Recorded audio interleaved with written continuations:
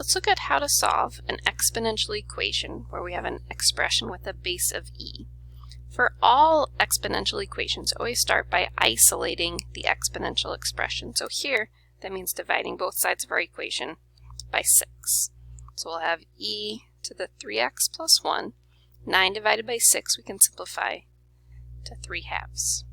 Let's look at two different ways that we could solve this equation from here. So strategy number 1, let's look at using the properties of logs to help us to solve. So if we have e to the 3x plus 1 is equal to 3/2, I'm going to take a log of both sides of my equation of a base of my choosing. So since I have a base of e in my exponential expression, I'm going to choose a log with a base of e as well, which is our natural log. So the natural log of e to the 3x plus 1 is equal to the natural log of 3/2.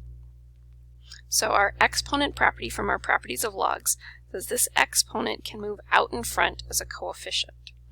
So we're going to have 3x plus 1 times the natural log of e is equal to the natural log of 3/2. It turns out our properties of logs can help us out even a little bit further here.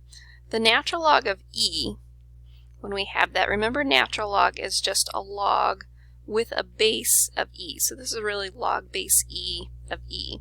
So our basic properties say anytime you have a log where the base and the argument match like that, this will always just be equal to 1.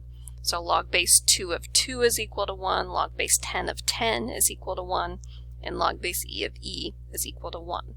So that means this factor is really just equal to 1. So we can go ahead and rewrite this as 3x plus 1 is equal to the natural log of 3/2, and then finish solving for x. So subtracting 1, we have that 3x is equal to the natural log of 3/2 minus 1, and then divide everything by 3. So the natural log of 3/2 minus 1 all over 3. If you're putting this into your calculator as one large expression, do be sure to use parentheses around that numerator to let your calculator know that that is all grouped together. So our decimal approximation for this, when we put this in our calculator, it should come out to be about negative 0.1982 if we round to 4 decimal places.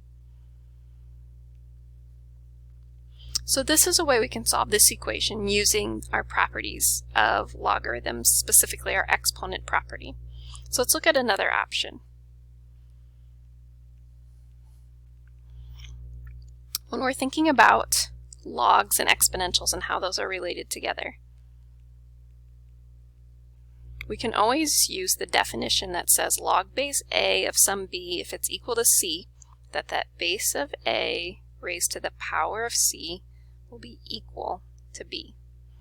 So an equivalent expression would be a to the power of c equals b. So this gives us a way to take our exponential equation and turn it back into a log equation. So we're going to have we currently have an exponential, so we're going to rewrite this as a log. Our base is the same as the base in our exponential expression, so it's going to be log base e of our exponent in our original expression is always going to go on the other side of our equal sign. So our 3x plus 1 is going to go on the other side. We'll have log base e of 3/2. So you can check e to the 3x plus 1 equals 3/2. Well, we don't normally write log base e. What we really have here is the natural log of 3/2 is equal to 3x plus 1. And this should look familiar to what we had on the other side before. So subtracting natural log of 3/2 minus 1 equals 3x, and dividing x as the natural log of 3/2 minus 1, all divided by 3, which we saw was negative 0.1982. So two different strategies for solving, one using the definition of our log and how it's related to an exponential equation, and one using our properties of logs to help us simplify.